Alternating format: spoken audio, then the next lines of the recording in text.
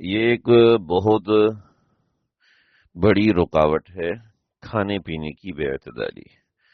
رمضان مبارک کے اندر کھانے پینے کی جو بے اعتدالی ہے، جس کی وجہ سے بڑے بڑے مسائل ہوتے ہیں۔ افطار میں اتنا کھا لیا، چونکہ شروع کے روزوں میں پیاس بہت زیادہ لگتی ہے، کھانے پینے کی بہت زیادہ طلب ہوتی ہے، تو اتنا زیادہ کھا لیتے ہیں کہ تراویح میں جانے نہیں ہوتا۔ پھر سحری میں اتنا زیادہ پانی پی لیتے ہیں کہ جس کی وجہ سے نماز کے اندر سجدہ کرنے میں مسائل ہوتے ہیں کہ سجدہ کرتے ہیں تو کھانا باہر آ رہا ہوتا ہے۔ دیکھیں، رمضان کے اندر اعتدال میں رہ کے کھانا استعمال کرنا چاہیے۔ ہم 3 وقت کا کھانا اور 24 گھنٹے کا پانی 2 وقتوں کے اندر اکٹھا پینے کی کوشش کر رہے ہوتے ہیں، حالانکہ جسم کی پریکٹس یہ نہیں ہے۔ جسم کی پریکٹس یہ ہے کہ انسان کھانے پینے کے اندر کمی لے کر آئے۔ رمضان میں کھانے پینے کے اندر کمی نہیں لے کر آئیں گے اور رمضان میں بھی ویسے ہی کھانا پینا رکھیں گے کہ 3 وقت کا کھانا ہم 2 وقت میں کھائیں گے، اور صرف ایک کھانے کی کمی ہو رہی ہوتی ہے رمضان کے اندر، اور وہ بھی ہمارے ہاں ایک کھانا تقریباً 4 کھانوں میں تبدیل ہو چکا ہوتا ہے۔ ایک کھانا افطار کے وقت میں، دوسرا کھانا تراویح کے بعد، تیسرا کھانا سحری کے بعد، چوتھا کھانا رات سونے سے پہلے۔ تو یہ کھانے کی بے اعتدالی بالکل بھی مناسب نہیں ہے، بلکہ رمضان میں اپنے آپ کو کم کھانے کی طرف لے کر آنا چاہیے۔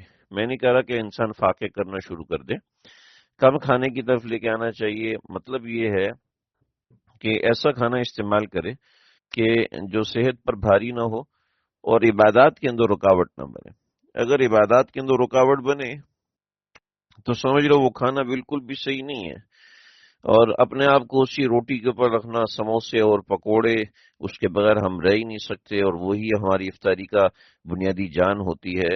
افطار کے اندر بنیادی طور پر آپ جو بھی خوراک کھاتے ہیں حفظان صحت کے اصول کے تحت، وہ آپ وہ خوراک استعمال کیجئے اور جو آپ کو سمجھ میں آتا ہے، مگر وہ خوراک ایسی تبدیل ہو جاتی ہے رمضان کے اندر کہ تراویح کے اندر ڈکاریں آ رہی ہیں، اور پھر سحری کے اندر مسائل ہو رہے ہیں، نماز پڑھنے میں دقت ہو رہی ہے۔ اگر نہیں کھائیں گے تو دن میں روزہ لگے گا۔ ارے بھی اگر تھوڑی سی بھوک لگ بھی گئی تو کیا مسئلہ ہوگا؟ اگر تھوڑی سی پیاس لگ بھی گئی ہے، حلق میں کانٹے چبھ رہے ہیں، تو اللہ کے لیے یہ تو برداشت کرنا ہے نا۔ لیکن اس ڈر کی بنیاد پر ہم جناب ایسے ہوتے ہیں، پہلا روزہ، دوسرا روزہ، میکسیمم تیسرا روزہ تھوڑی سی پریشانی کا باعث بنتا ہے، اس کے بعد بالکل اوکے ہو جاتا ہے۔ لہذا اپنی افطار کے حوالے سے معتدل رہیے، اپنی سحری کے حوالے سے معتدل رہیں۔ جو میں نے اکثر حضرات جو بڑوں کا طریقہ دیکھا کہ صرف افطار کیا اور افطار میں 2 4 کھجوریں لیں اور پھر مسجد میں چلے گئے اور اپنی نماز اوابین وغیرہ پڑھی، اور پھر عشاء کے بعد تھوڑی سی آ کے کھانا کھایا، وہ بھی زیادہ نہیں کھاتے، اور اس کے بعد جو ہے صبح سحری کیا۔ اصل ان کی سحری ہوتی ہے اور بس وہی بنیاد ہے، اس لیے کہ سحری اللہ کے نبی نے فرمائی ہے اور سحری آپ نے کھل کے فرمائی ہے، تو اصل وہ سحری کو رکھتے ہیں۔ ہم لوگ اصل افطار کو رکھتے ہیں اور رات کے کھانے کو رکھتے ہیں، یہ بالکل غلط ہے، جو کہ نامناسب عمل ہے۔ بہترین اور مناسب عمل یہی ہے کہ سحری اچھی رکھی جائے اور افطار اعتدال کے ساتھ رکھا جائے، اور رات سونے سے پہلے کھانا نہ کھایا جائے۔ زیادہ حاجت ہو تو 1 2 کھجور لے لیا یا 1 2 کوئی چھوٹا سا فروٹ لے لیا، بس یہ ہو کہ زیادہ حاجت ہے تو پھر اس طرح کا معاملہ ہو، ورنہ اپنی اس حاجت کو جتنا کم کر سکیں گے اتنا زیادہ بہتر ہے۔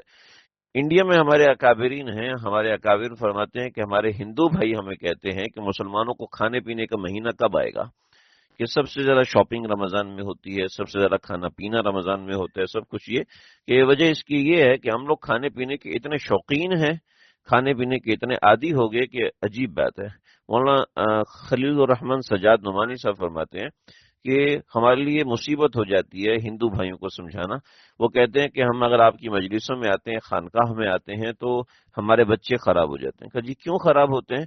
کہ مسلمان اتنا کھانا کھاتا ہے، اتنا کھانا کھاتا ہے کہ ہمارے بچے گھر میں آ کے کہتے ہیں ہم نے تو وہ کھانا کھانا ہے جو مسلمان کھاتے ہیں، جبکہ ان کے ہاں کہتے ہیں ہم سادہ خوراک کھاتے ہیں، لیکن ہمارے ہاں چٹپٹے مسالے اور کیچبیں اور چٹنیاں اور پتہ نہیں کیا کچھ وہ اتنا زیادہ ہوتا ہے، اتنا زیادہ ہوتا ہے کہ نہ عبادت میں جی لگتا ہے، نہ کسی اور معاملے میں جی لگتا ہے، نہ قرآن میں جی لگتا ہے۔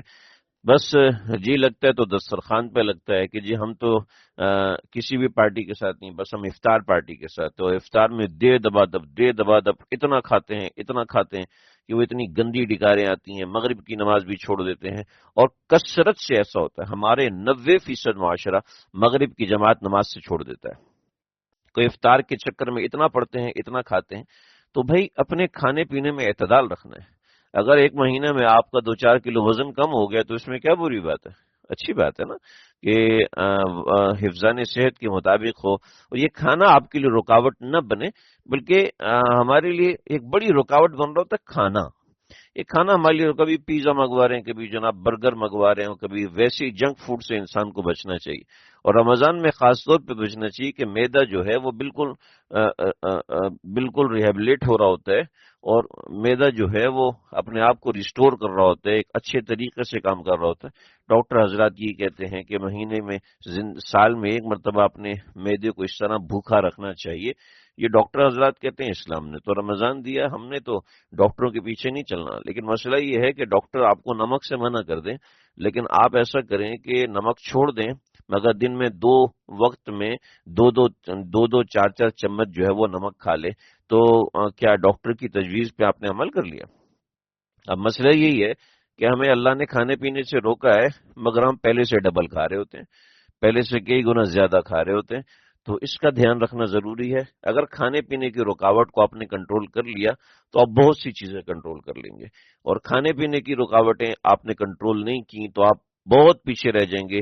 آپ کا رمضان ویسے ہی گزرے گا، بلکہ پہلے سے بھی ورس گزرے گا جیسے پچھلے رمضان کھانے پینے کے شوقین ہوتے ہیں ان کو اپنا ہاتھ کنٹرول کرنا بہت زیادہ مشکل ہو جاتا ہے۔ عام لوگ تو میری بات سن کے شاید ان کو ہنسی آ رہی ہو کہ یہ کیسی بات کر رہے ہیں، لیکن جو لوگ کھانے پینے کے شوقین ہوتے ہیں ان کے لیے بڑا مشکل ہوتا ہے۔ اپنے آپ کو ابھی سے تیار کریں کہ کھانا اپنا کم کرنا ہے۔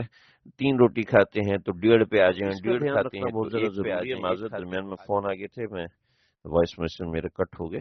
تو آپ اس کا دھیان رکھیے، اور جب اس کا دھیان رکھیں گے تو آپ دیکھیے کہ آپ کے روزے میں بہت زیادہ فرق پڑے گا، آپ کے اعمال میں بہت زیادہ فرق پڑے گا، دل کا انشراح بڑھے گا۔